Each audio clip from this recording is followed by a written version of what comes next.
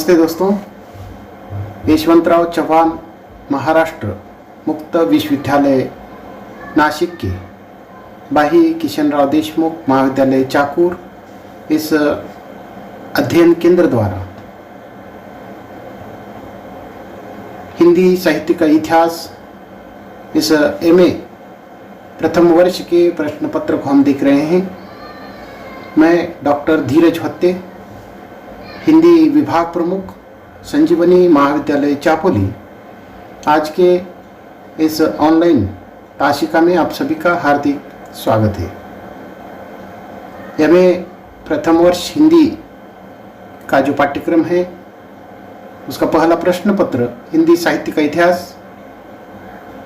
तो इस प्रश्न पत्र के जो 4 पुस्तकें हैं उसमें से पहली पुस्तक हिंदी साहित्य इतिहास की लेखन परंपरा को हम देख रहे हैं। तो इस पुस्तक में 6 इकाइयां हैं। उसमें से पहली जो इकाई है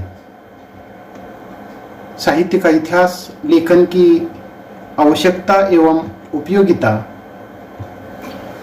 तो इस इकाई के अंतर्गत अब तक हमने साहित्य इतिहास लेखन का अर्थ और स्वरूप को देखा है। इतिहास लेखन की जो परंपरा है उसकी भी चर्चा हमने की है। उसके साथ ही लेखन का जो प्रयोजन है, साहित्य इतिहास लेखन की उपयोगिता और साहित्य इतिहास लेखन का दर्शन आदि की हमने चर्चा की है। आज के इस ताशिका में हमें साहित्य इतिहास लेखन की जो प्रमुख पद्धतियां हैं उसकी चर्चा करनी है। पुनः एक बार आप सभी का हार्दिक स्वागत है। हम देखते हैं साहित्य इतिहास लेखन की प्रमुख पद्धतियां कौन कौन सी है। साहित्य का इतिहास लेखन की आवश्यकता एवं उपयोगिता, इस इकाई के अंतर्गत ये 6ठा घटक है। साहित्य इतिहास लेखन की प्रमुख पद्धतियां। तो इन पद्धतियों के अंतर्गत हमें 4 पद्धतियों की चर्चा करनी है। हिंदी साहित्य के इतिहास लेखन की प्रमुख पद्धतियों के बारे में जानना या उसको समझना बहुत आवश्यक है। इतिहास लेखन की पद्धतियों को मुख्य रूप से विद्वानों ने 4 भागों में विभाजित किया है। उसमें पहली जो पद्धति है वह वर्णानुक्रम पद्धति, दूसरी कालानुक्रम पद्धति, तीसरी वैज्ञानिक पद्धति और चौथी विधेयवादी पद्धति है। तो इन 4 पद्धतियों को विस्तार के साथ हम यहाँ चर्चा करेंगे। सर्वप्रथम पहली जो पद्धति है वर्णानुक्रम पद्धति है। हम जानते हैं कि हिंदी साहित्य का जो इतिहास है 19वीं शताब्दी में तो इस प्रकार की इतिहास लेखन की परंपरा शुरू हुई और तब से लेकर ये जो परंपरा है निरंतर रूप से आगे बढ़ती रही। अनेक विद्वानों ने हिंदी साहित्य के इतिहास का लेखन किया है। हिंदी साहित्य इतिहास लेखन की कौन कौन सी पद्धतियां हैं, तो उसमें सबसे पहली जो पद्धति है वह वर्णानुक्रम पद्धति है। तो इस पद्धति में समस्त लेखकों एवं कवियों का परिचयात्मक जो विवरण है उनके नामों के वर्णानुक्रम को ध्यान में रखकर किया जाता है। बहुत ही सरल सी ये पद्धति है। इस पद्धति के अंतर्गत जितने भी कवियों को या लेखकों को साहित्य के इतिहास में स्थान दिया गया है उनका जो लेखन या उनका जो परिचय या उनका विवरण दिया गया है वह कवियों के नाम के वर्णों के अनुसार दिया जाता है। उसको हम अंग्रेजी में अल्फाबेटिकल जो क्रम है उस पद्धति के अंतर्गत इस इतिहास के अंतर्गत विवरण दिया जाता है। सभी साहित्यकारों को वर्णमाला के क्रम से एकत्र कर उनका विवेचन जिन इतिहास ग्रंथों में किया गया हो उन्हें वर्णानुक्रम पद्धति से लिखा गया साहित्य का इतिहास ग्रंथ माना जाता है। तो इस पद्धति से लिखे जाने वाले इतिहास में उदाहरण के तौर पर कबीर और केशव का विवेचन एक साथ किया जाएगा, क्योंकि दोनों का जो नाम है वह क अक्षर से प्रारंभ होता है। भले ही ये दोनों कवि अलग अलग काल की दृष्टि से अलग अलग कालखंड के हो, लेकिन वर्णानुक्रम की जो पद्धति है उसके अंतर्गत इन दोनों को एक के बाद दूसरा, तो इस क्रम में उनका विवरण दिया जाता है। जैसे कि हम कबीर और केशव की बात कर रहे हैं, तो कबीर भक्ति काल के कवि है और केशव रीतिकाल के कवि है, परंतु इन दोनों अलग अलग कालखंडों के कवियों को वर्णानुक्रम पद्धति के अंतर्गत एक ही स्थान पर एक के बाद एक, तो इस प्रकार उनका जो परिचय है या विवरण है दिया जाता है।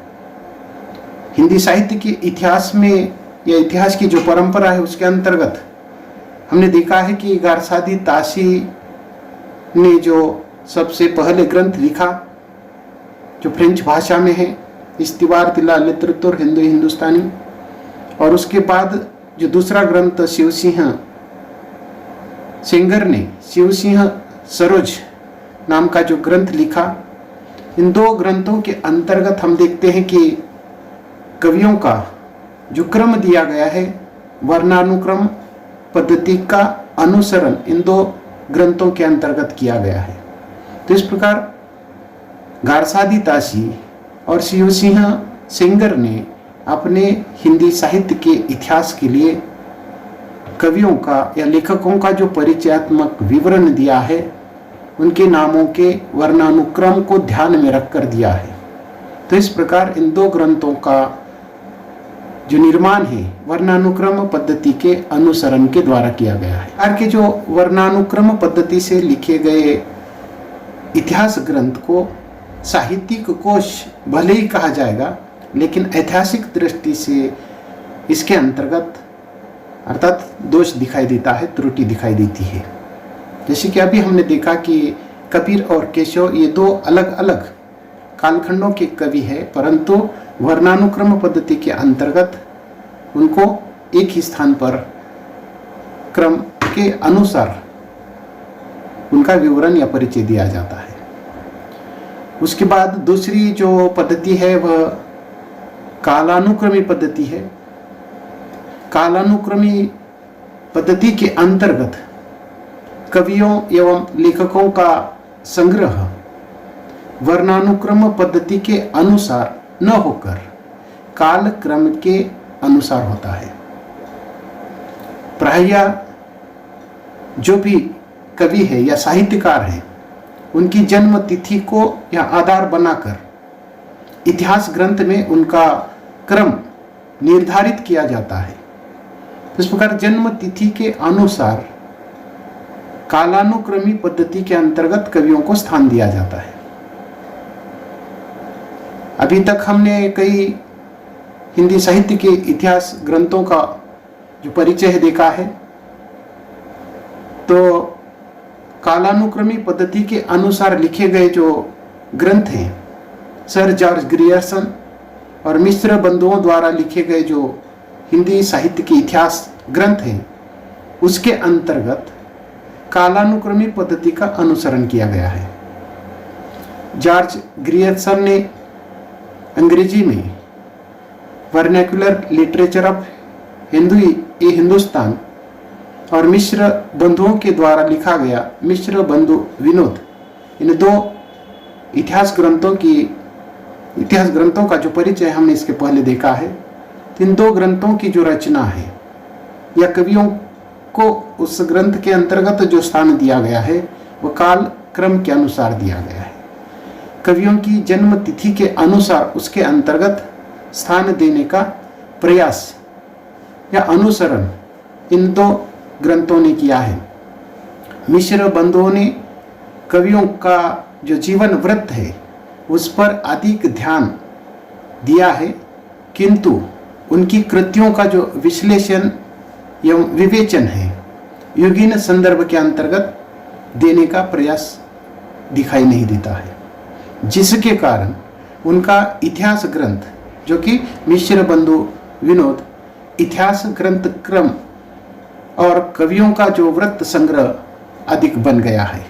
तो इस प्रकार मिश्र बंधु विनोद, तो इसके अंतर्गत भी हमें त्रुटि दिखाई देती है, इसके अंतर्गत भी हमें दोष दिखाई देता है, क्योंकि इन दो ग्रंथों के अंतर्गत कवियों के जन्म तिथि के अनुसार कवियों का परिचय तो दिया गया है, लेकिन जब हम इतिहास, हिंदी साहित्य के इतिहास, एक परिपूर्ण इतिहास किसे कहते हैं, उसके अनुसार जब हम इन ग्रंथों की ओर देखते हैं तो इसके अंतर्गत जैसे कि मिश्र बंधु विनोद में कवियों का जो विश्लेषण है वह तो किया गया है, लेकिन जो योगीन संदर्भ है या उसका जो विवेचन है वह इन ग्रंथों के अंतर्गत दिखाई नहीं देता है, जिसके कारण मिश्र बंधुओं का ये जो इतिहास ग्रंथ है उसको, जैसे कि ये जो इतिहास ग्रंथ कम और कवियों का व्रत संग्रह अधिक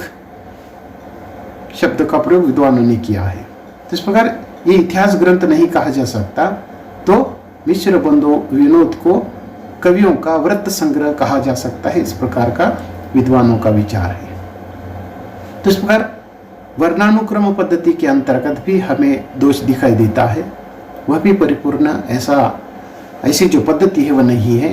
कालानुक्रमी पद्धति भी परिपूर्ण नहीं है, क्योंकि इसके अंतर्गत योगिन जो संदर्भ है उसका विवेचन दिखाई नहीं देता है।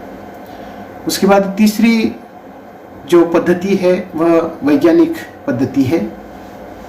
इस वैज्ञानिक पद्धति के अंतर्गत लिखे गए जो इतिहास हैं उसकी हमें यहाँ चर्चा करनी है। जब कोई इतिहास लेखक पूर्णतः तटस्थ एवं निरपेक्ष रहकर तथ्य संकलन करता है और उन्हें क्रमबद्ध एवं व्यवस्थित रूप देकर प्रस्तुत करता है, तो उस कृति को वैज्ञानिक पद्धति से लिखा हुआ साहित्य का इतिहास कहा जाता है।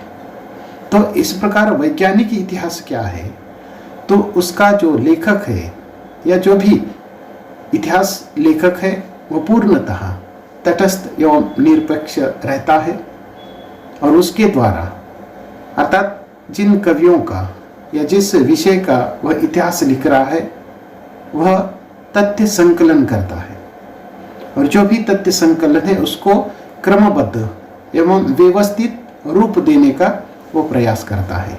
तो इस प्रकार की जो पद्धति है वह वैज्ञानिक पद्धति कही जाती है और इस पद्धति के द्वारा लिखा गया जो इतिहास है वह वैज्ञानिक पद्धति द्वारा लिखा गया साहित्य का इतिहास कहा जाता है। इस पद्धति में तथ्य संकलन पर बल तो होता है, किंतु योगीन जो प्रवृत्तियां हैं, योगीन प्रवृत्तियों के सापेक्ष विश्लेषण एवं विवेचन का यहाँ अभाव रहता है। तो इस प्रकार की पद्धति के अंतर्गत भी त्रुटि निश्चित रूप से हमें देखने को मिलती ही है। तो इस वैज्ञानिक पद्धति के जो ग्रंथ है उसके अंतर्गत तथ्य संकलन पर तो बल दिया जाता है, किंतु ये जो योगीन प्रवृत्तियां हैं सापेक्ष उसका जो विश्लेषण एवं विवेचन है उसका अभाव रहता है। तो इसमें भी वही दोष आ जाते हैं जो काल क्रमानु पद्धति में रहते हैं। जिस प्रकार काल क्रमानु पद्धति के अंतर्गत हमने देखा है कि कवियों का जो जन्म तिथि के अनुसार उसका जो परिचय होता है, लेकिन उनकी जो कृतियां हैं उसका विश्लेषण और विवेचन या योगिन जो संदर्भ है वह उसमें त्रुटि आती है। तो उसी प्रकार वैज्ञानिक पद्धति के अंतर्गत भी ये जो विश्लेषण एवं विवेचन है उसका अभाव यहाँ देखने को मिलता है। कालानुक्रम पद्धति की तरह ही वैज्ञानिक पद्धति में ये जो दोष है हमें देखने को मिलता है। इतिहास तथ्य संकलन मात्र न होकर व्याख्या एवं विश्लेषण की अपेक्षा करता है। तो इस प्रकार ये जो इतिहास है, इतिहास क्या करता है, केवल तथ्यों का संकलन नहीं करता है, तो तथ्यों का संकलन करते हुए उसकी व्याख्या एवं उसका विश्लेषण करता है। और ये जो वैज्ञानिक पद्धति है, वैज्ञानिक पद्धति पर किए गए तथ्य संकलन तभी उपयोगी बन सकते हैं जब युगीन परिस्थितियों के संदर्भ में उनका विश्लेषण करके सार गर्भित जो निष्कर्ष है निकाले जाए, तभी वैज्ञानिक पद्धति को हम परिपूर्ण पद्धति कह सकते हैं। परंतु वैज्ञानिक पद्धति के अंतर्गत भी तो इस प्रकार की युगीन परिस्थितियों का जो संदर्भ है, उसका जो विश्लेषण है, वह जैसे कि त्रुटि सापेक्ष रहता है। उसके बाद चौथी जो साहित्य इतिहास लेखन की जो पद्धति है, वह विधेयवादी पद्धति है।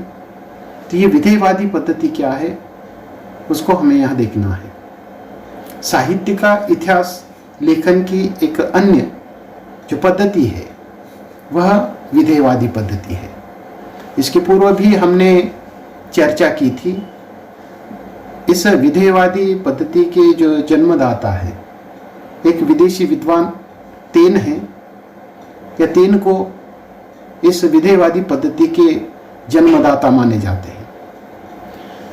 तेन ने विधेयवादी पद्धति को 3 शब्दों में बांटा है।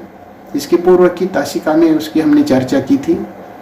तो ये जो 3 शब्द हैं, या 3 जो तथ्य हैं, जिसके अंतर्गत जाति, वातावरण और क्षण है या क्षण विशेष है, तो विधेयवादी पद्धति के अंतर्गत तेन ने इस पद्धति को 3 भागों में बांटा है, 3 शब्दों में बांटा है, जिसके अंतर्गत जाति, वातावरण और क्षण विशेष है। किसी भाषा में लिखे गए साहित्य को समझने के लिए संबंधित जातीय परंपराओं, तदयुगीन वातावरण और परिस्थितियों को जानना तथा उसका विश्लेषण करना भी अत्यंत आवश्यक है। तो इस प्रकार साहित्य के इतिहास में ये महत्वपूर्ण बातें हैं। ये महत्वपूर्ण जो बातें हैं कौन सी हैं, तो इसके अंतर्गत संबंधित जातीय परंपराओं का विश्लेषण होता है या उसका विवरण होता है। तदयुगीन जो वातावरण है, तत्कालीन समय का जो वातावरण है, उसका भी विवरण होता है। और उस समय की जो परिस्थिति है, तो उसको जानने का जो प्रयास है या उसको जानना यह महत्वपूर्ण होता है।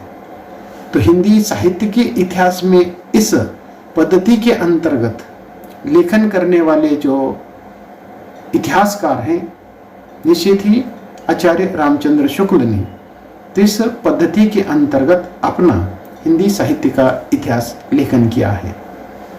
उन्होंने विधेयवादी पद्धति को अपनाते हुए साहित्यकारों की प्रवृत्तियों का अध्ययन एवं विश्लेषण उन्होंने किया है। उन्होंने साहित्यकारों की प्रवृत्तियों का अध्ययन एवं विश्लेषण युगीन जो परिस्थितियां हैं उसके संदर्भ में उन्होंने करने का प्रयास किया है। तो इस दृष्टि से विधेयवादी पद्धति के अंतर्गत हिंदी साहित्य का इतिहास लेखन करने का जो काम है आचार्य रामचंद्र शुक्ल जी ने किया है। तो इस प्रकार साहित्य इतिहास लेखन की प्रमुख पद्धतियों के अंतर्गत ये जो 4 पद्धतियां हैं, इन 4 पद्धतियों के द्वारा जब लेखन किया जाता है तो निश्चित रूप से किसी न किसी प्रकार का जो दोष है, त्रुटि है, कमी है, वह यहाँ देखने को मिलती है। जैसे कि वर्णानुक्रम पद्धति के अंतर्गत भी दोष देखने को मिलता है।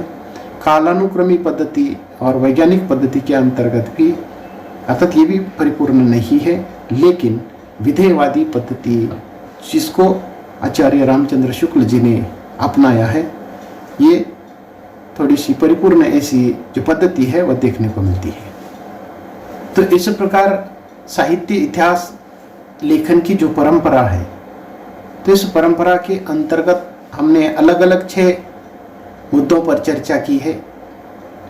समग्र रूप से या सारांश रूप में हम हिंदी साहित्य के इतिहास लेखन की जिस परंपरा का सूत्रपात 19वीं शताब्दी में फ्रेंच विद्वान गारसा दी ताशी से शुरू हुआ था, वह जो परंपरा है अब तक पुनर्जीवित है।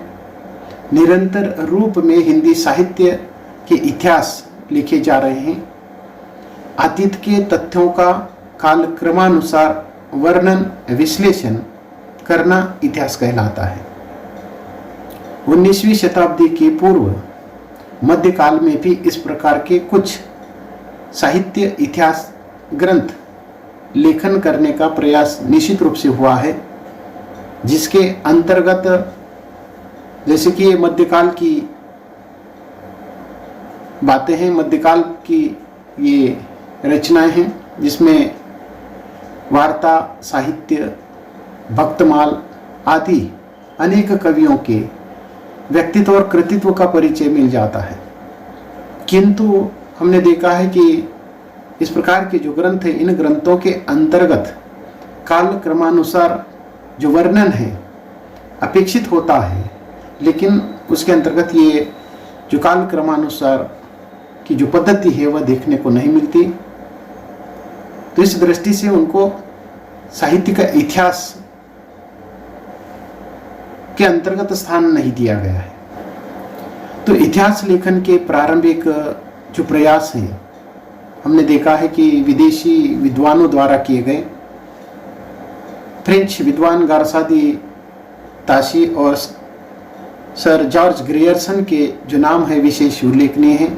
आरंभिक कालखंड के अंतर्गत भारतीय भाषा का, भारतीय साहित्य का जो इतिहास है लेखन करने का काम इन विदेशी विद्वानों ने ही किया है।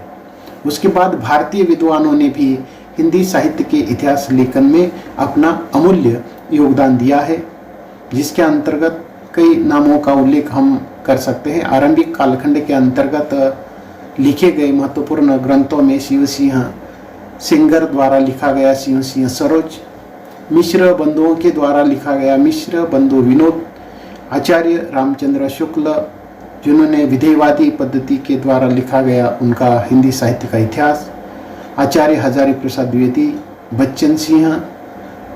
उसके बाद ये जो परंपरा है डॉक्टर विश्वनाथ त्रिपाठी आदि अनेक विद्वानों के जो नाम हैं इसके अंतर्गत हम गिन सकते हैं। तो ये जो परंपरा है निरंतर रूप से आगे चलती रही है। हिंदी साहित्य के इतिहास लेखन की ये जो सुदीर्घ परंपरा को देखते हुए उनकी आवश्यकता को यहाँ समझा जा सकता है, जिसकी चर्चा इसके पूर्व हमने की है। इतिहास लेखन केवल साहित्य विशेष के अध्ययन के लिए ही आवश्यक नहीं होता, अपितु अनेक कारणों से इसकी आवश्यकता अनुभव की जाती है। साहित्य को सुव्यवस्थित पद्धति से समझने के लिए साहित्य के अंतर्गत समय समय पर पड़ने वाले विविध प्रभावों और उसके अनुरूप होने वाले जो परिवर्तन है उसको जानने के लिए या साहित्य के विविध विकास क्रमों का अध्ययन करने के लिए इतिहास ग्रंथ अत्यंत आवश्यक होता है। तो इस प्रकार समय समय पर होने वाले जो परिवर्तन है उसको भी इतिहास ग्रंथों के माध्यम से देखा जा सकता है। साहित्य इतिहास लेखन के जो दर्शन है उसकी भी चर्चा इसके पूर्व हमने की है। इसके अंतर्गत इतिहास के संबंध में प्रयुक्त और प्रचलित विभिन्न जो दृष्टिकोण हैं, विभिन्न जो धारणा है एवं विभिन्न विचारों का जो अध्ययन है इन विभिन्न दृष्टिकोणों के द्वारा किया जाता है।